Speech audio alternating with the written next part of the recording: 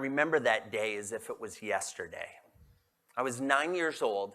I was standing outside on a bright, sunny, beautiful summer day. I was at one of America's top, greatest amusement parks. And yet I was anything but amused. You see, over the past year, I had grown. And I found myself frighteningly meeting the requirements of this sign, which wouldn't have been that bad except for the fact that it was in front of this sign, the Demon. At the time, it was billed as the continent's scariest, craziest, most death-defying roller coaster. I was absolutely petrified. And with a good amount of peer pressure and, frankly, a lot of parental influence and persuasion, I found myself sliding into the roller coaster car, feeling the bar coming down around me and buckling in for what would become the ride of my life. As the train lurched out of the station, it began a slow, steady climb to certain death. Click, click, click. Thoughts immediately began to flood my mind, and frankly, they were all thoughts of doubt and fear, right? What am I doing? Why did I make this decision? How is it that I find myself on this roller coaster? What if something goes wrong? What if I fall out? What if I die? I'm only 9 years old and I've never kissed a girl. Good God, this would be a horrible way to go.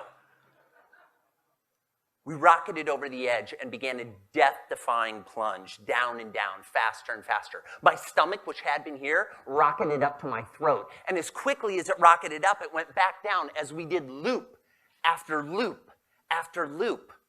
We moved into a corkscrew, and we were going at a velocity that water started to come out of my eyes off the side. And to this day, I refuse to admit whether that was water because of the speed of the roller coaster or whether those were tears of fear.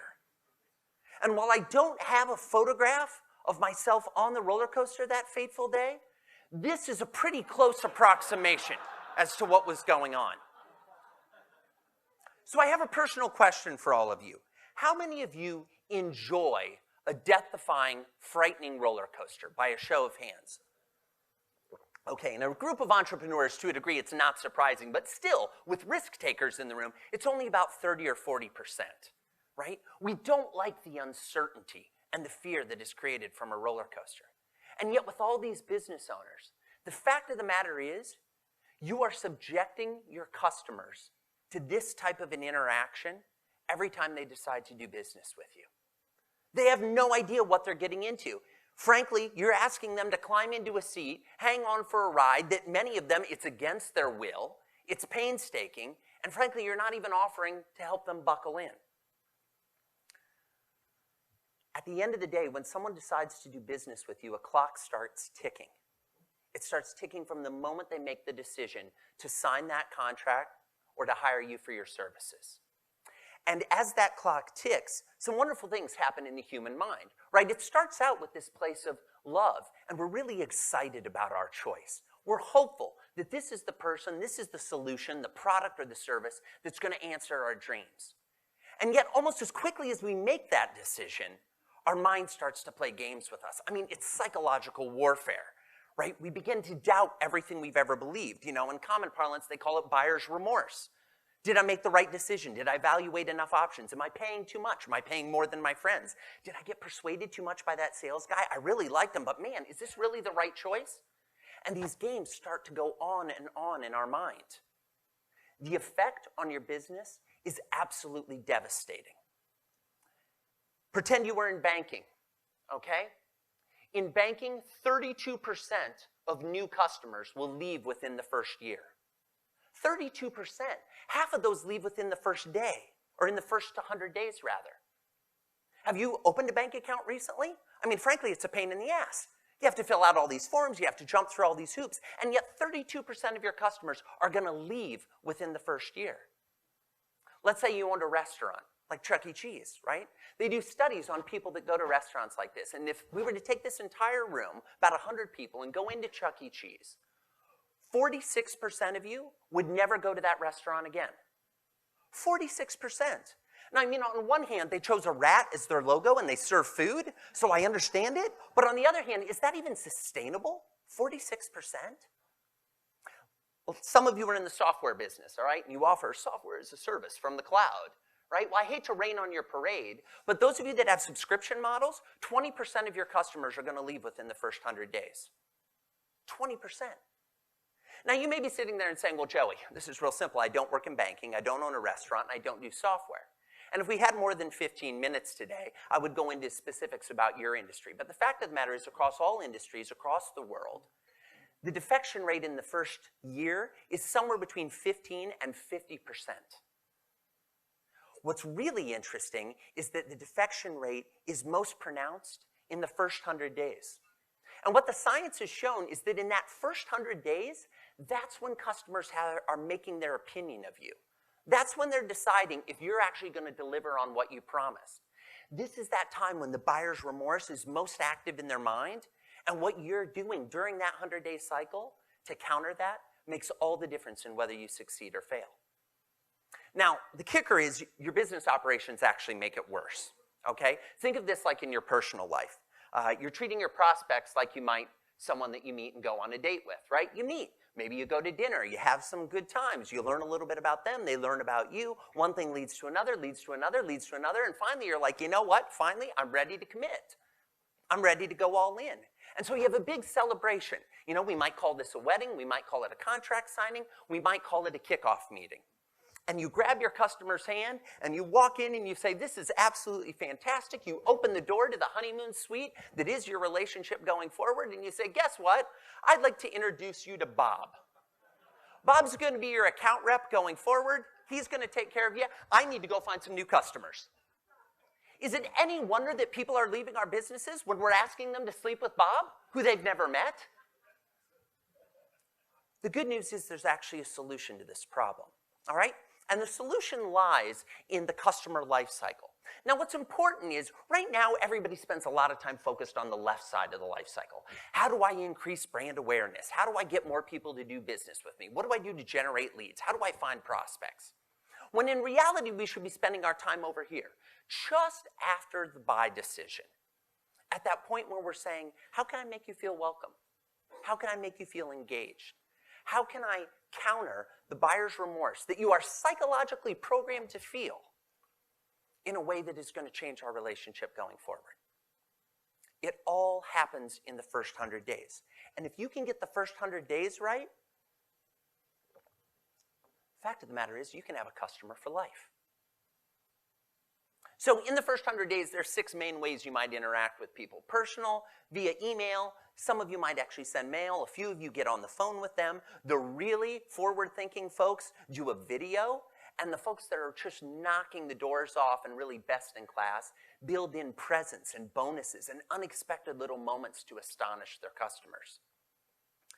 What's fascinating is if we can reduce the defection rate by 5%, across businesses in all industries, it will increase your profits by 25 to 100%. How many of you would like to have a 100% increase in profits this year? Heck, how many would like to have a 25% increase in profits? All you need is some effort, some plan, okay? What you really need is a first 100 days strategy.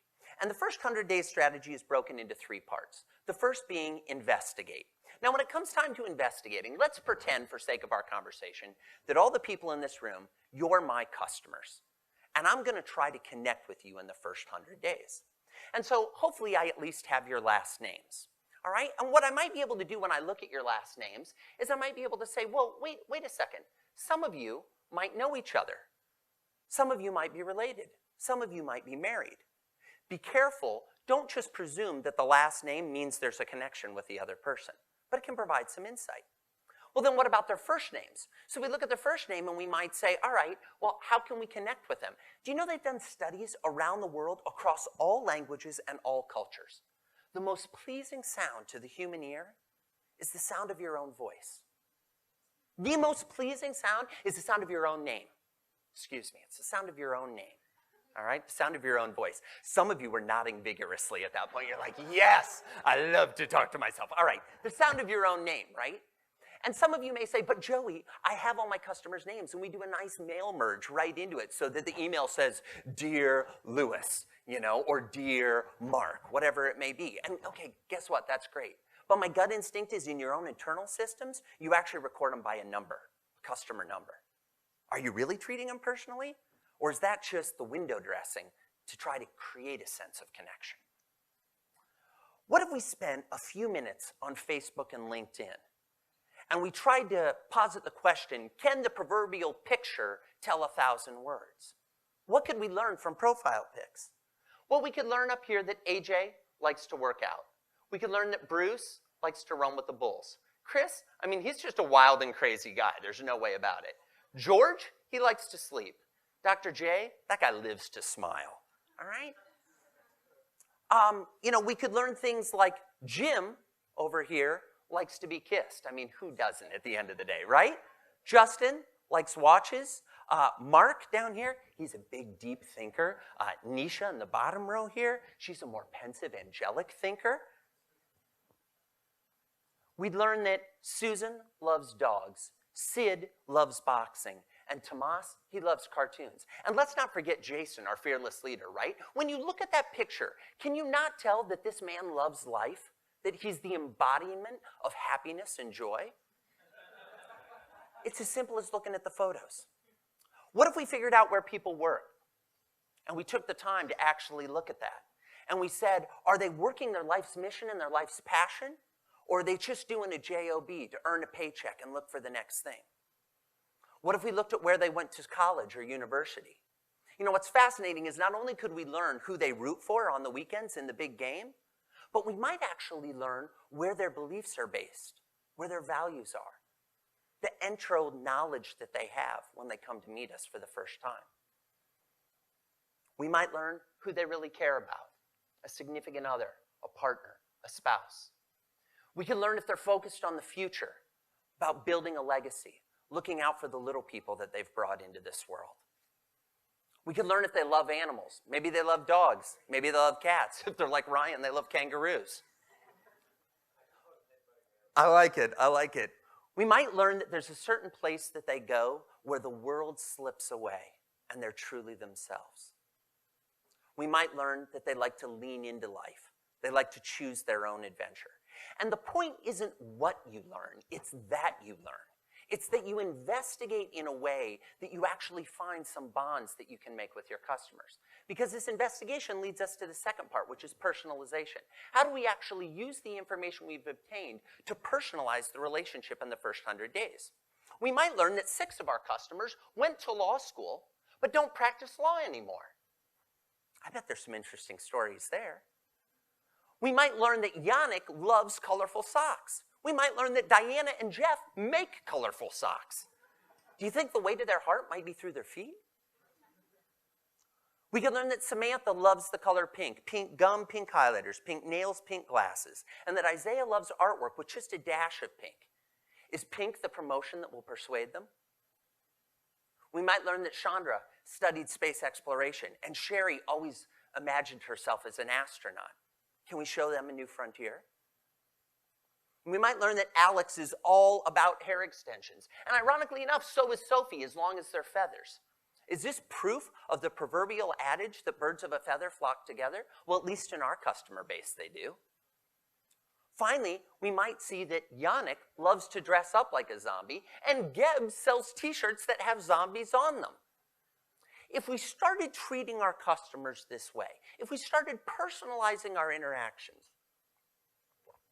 would it be safe to say that they would stop thinking of us as a cold, lifeless, undead organization and actually believe us when we say we care about our customers?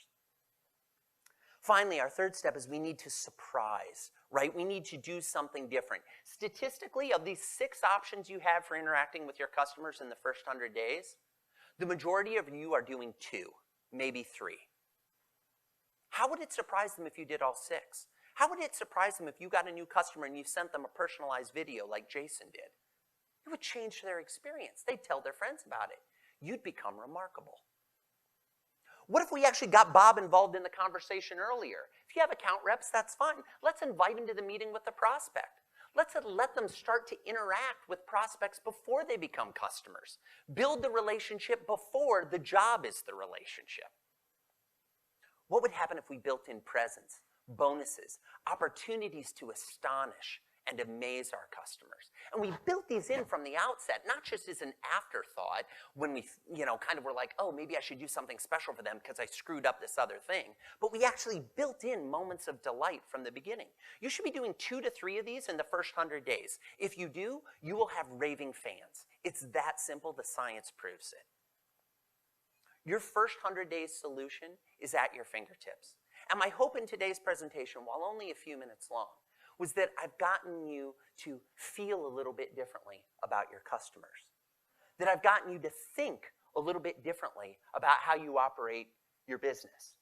And where the real rubber meets the road is, have I made sure that you've actually acted? So when you go back to your office on Monday, what are you going to do to implement a first 100 days plan into your business? Because the fact of the matter is, your business is going to be a roller coaster. Your customers are going to experience that, and at times their face is going to look like this. But my hope is after our brief time today that you'll actually be able to lend them a helping hand, to serve as a guide as they try to navigate doing business with you.